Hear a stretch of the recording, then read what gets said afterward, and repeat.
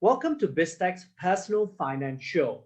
Today, our focus is on investing in asset classes that are not normally open to retail investors, areas such as hedge funds and private equity funds. Now, iSTOX claims to be the first regulated platform in a major global financial center to offer issuance, settlement, custody, and secondary trading of digitized securities. Now, here to give us insights is Darius, co-founder and chief operating officer for iSTOX. Now, thanks for coming on the show, Darius. Thank you, Brian. Pleasure to be here. Now, Darius, before we start, give us an overview of iSTOX and your history. Thanks, Brian. Like you mentioned, we are the world's first issuance, custody, and trading platform for digitized securities in any major financial center. We're fully regulated by the Monetary Authority of Singapore, the Singapore regulator. And we have been, in building this platform since 2017, and we've been licensed since just about over a year now, since the early 2020.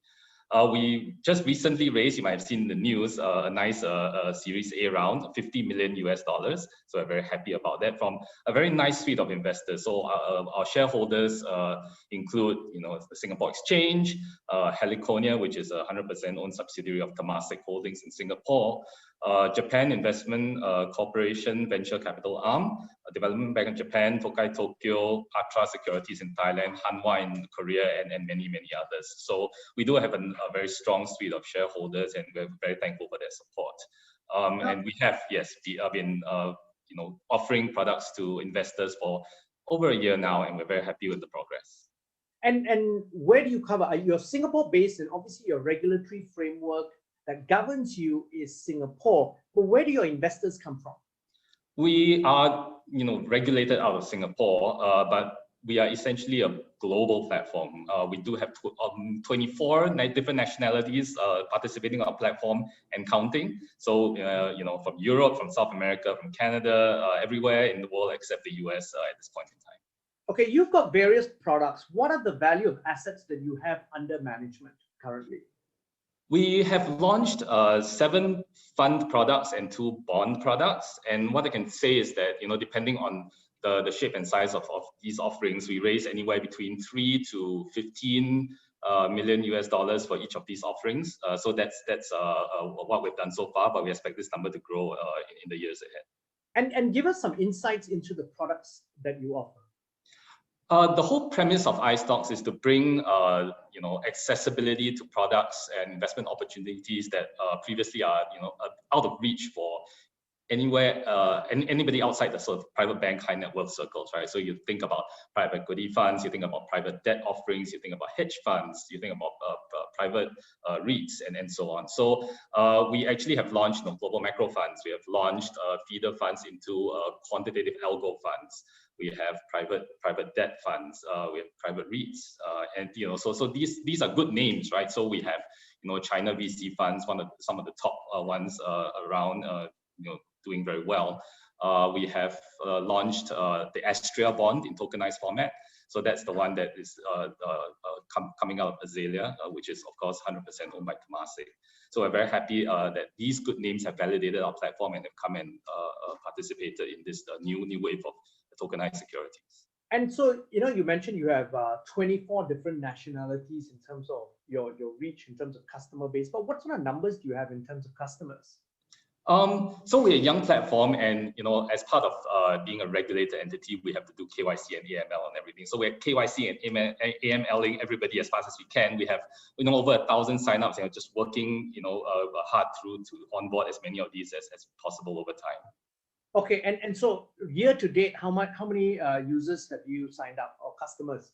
We're just shy of, we're coming up to, upwards of 1,000. And, we're getting signups every day and people watching this show after this, we expect another surge. And that's how it happens, right? From PR, from digital marketing, and from various other channels. And what does your customer base look like in terms of age, demographic, etc.? We see, so iSTOX premise is to meet an unmet need in a segment of the investor population, right? So we see the unmet need from people who are relatively more tech savvy and have investable assets from between, let's say, 2 million to 10 or 15 million, right? So just below the private bank thresholds, and Okay. they have assets to deploy, but they can't get access through the regular channels to pretty exciting investment opportunities in private markets. So that will be our customer segment. Okay, because the hurdle rate from the private banks is obviously very much higher, and the quantum of investment per investment is also very much higher.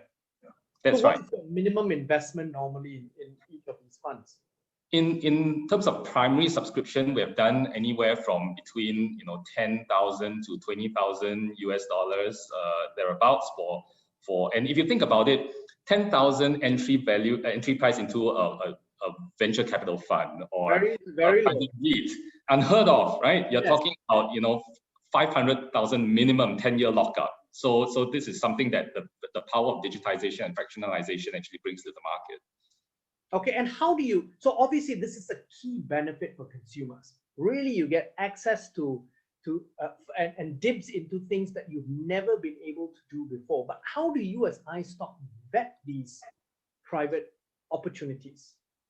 We do have a very robust set of listing rules. So it's all transparent on our website. You can anyone can view it. It sets out all the criteria for issuance that's coming to the market.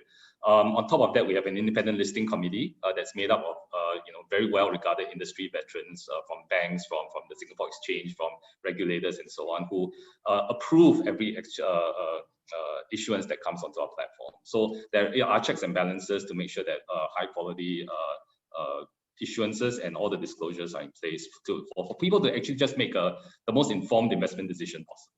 Okay, you mentioned you have essentially nine different products.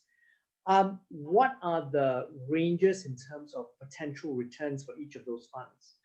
Well, yes, we do have, so the idea here is that we want to be sort of like the e-commerce sort of platform for capital market products in private space, right? So anyway, coming onto our platform, we'll be able to see a range of different products across the risk return spectrum. So true to that form, we actually have, commercial paper returning 1-ish% per annum, 3-month rollings. It's not bad for fixed proxy, to all the way up to VC funds that are talking about 5x, 6x historical return track record. So and everything in between.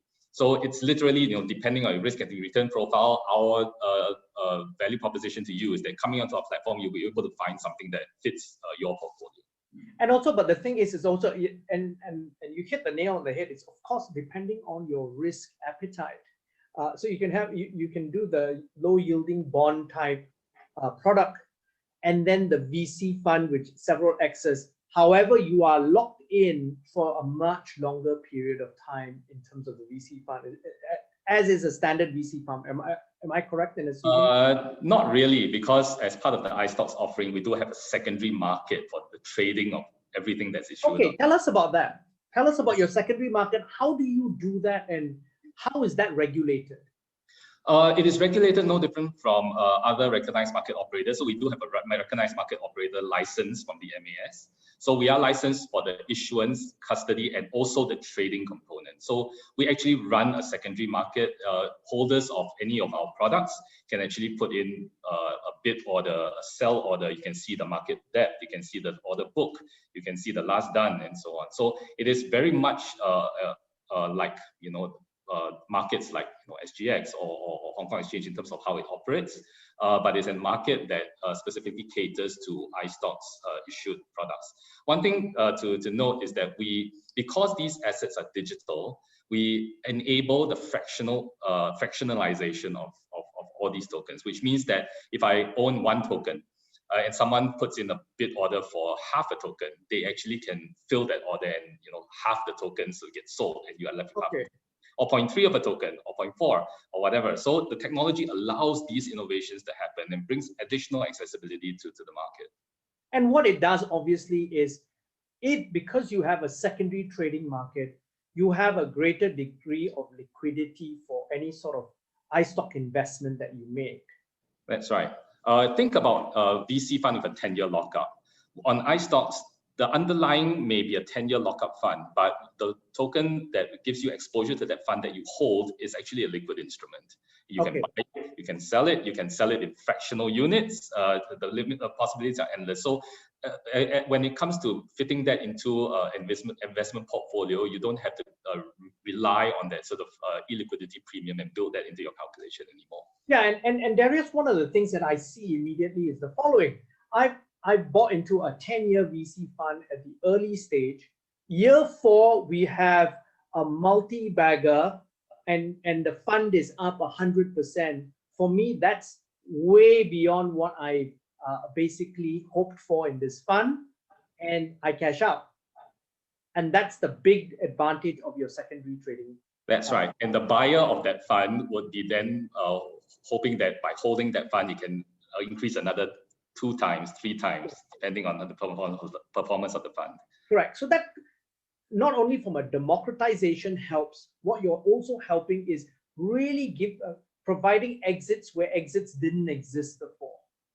Exactly right. Or a way for them to recycle, for users to recycle their capital when they see something else coming on that fits better into their portfolio. They can sell down on their existing holdings or part of their existing holdings, recycle that capital and put it into another, diversifying instrument, for example. Now, Darius, where does iSTOX fit in as part of my overall wealth management and portfolio strategy? If you look at where the smart money is going, like sovereign wealth funds, big family offices, big asset managers, there is a significant component of their asset allocation into private market assets, right? Private equity, private real estate, private debt, and so on. Anywhere between, depending who you ask, 20 to 25% of their portfolio, it would be into these, what they call alternative assets, private market assets. So too, if you follow where the smart money is going, you would want some exposure, maybe not 20%, maybe 15, maybe 10, but for the majority of us, we can't get access to these opportunities at all. Right? Yeah. I mean, outside the private banks, there's just no way of getting access into like a China VC fund, for example. Yes. With iSTOX, you're talking about accessibility, but not only accessibility, but accessibility in very, bite sizes. 10,000 for a VC fund is a bite size. Yes, there's a bite size, and then immediately that the whole conversation around sort of diversification potential changes, right? Because if you have $2 million to deploy, you're not going to put 1 million into one fund. Right? Yes. Entry value of a fund is very attractive, but it's 1 million. That whole suitability thing just throws you off. But if you're talking about 20,000, 30,000, 10,000, that whole conversation instantly changes. Yes. Now, Darius, I'm excited. So how would someone invest in iSTOX? Now, I know that not everyone can invest in iSTOX because you've got to be either an individually accredited investor or a corporate investor. Accredited investor. Could you tell us a little bit more about the difference and what are the hurdle rates for this? Okay, we are currently licensed to service accredited and institutional investors. So institutional investors would be how we understand them in the layman terms, right? Fund managers, brokers, securities houses, banks, and so on. For the individual, we service accredited investors by the Singapore MAS definition. So that would mean $2 million in total net assets, or 1 million in net financial assets, or 300,000 Singapore dollars of annual income. Any one of these are fulfilled, welcome to our platform and get ready to invest in bite-sized alternative investment opportunities. Okay, but I just got to stop you there, because let's say, so it's the hurdle rate for an individual is 300,000 Singapore dollars. Annual income. Annual income. Or 2 million in net total financial assets. Big includes, things like 1 million in financial assets, I'm sorry. Okay. Net financial assets, or 2 million in total assets. So that would include things like, your property, and so on and so forth. But then how would I do that in Jakarta or in Bangkok? What is the process then if I want to invest in iSTOX? It is actually very simple, and we welcome, of course, investors from all over the world. You simply go to iSTOX.com. There's a button on the top right-hand corner called Sign Up. It will lead you through a very, very simple sort of KYC and accreditation program that involves, uploading a couple of documents, including things like sources of wealth, bank account statements, and so on and so forth in any currency. It doesn't matter. We will do that processing on the back end to make sure that it fits into the MES definition. And if it does, we can open an account for you in as quick as 1 or 2 days. Okay, depending on how the individual investor passes the AMLA checks. Yes, that's right. Yes, that's right. Exactly. So we do have our in-house operations and compliance team that does all these verifications, but the onboarding process is as streamlined as it can be. It's totally digital, including the KYC process. Simply go to, the easiest way is to try it out, right? Go to iSTOX.com and give it a go. It's super painless. Darius, any final words from you?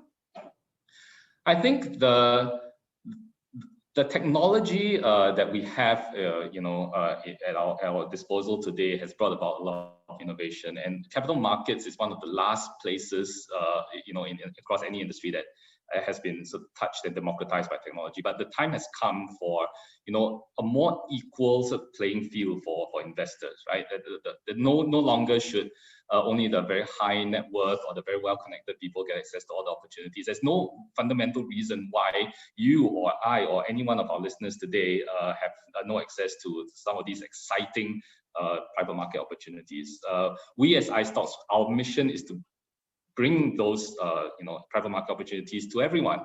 So over time, if you sign up for an account, you will be able to see more and more of these exciting opportunities as we bring them to the market. So I'm really, really excited about that.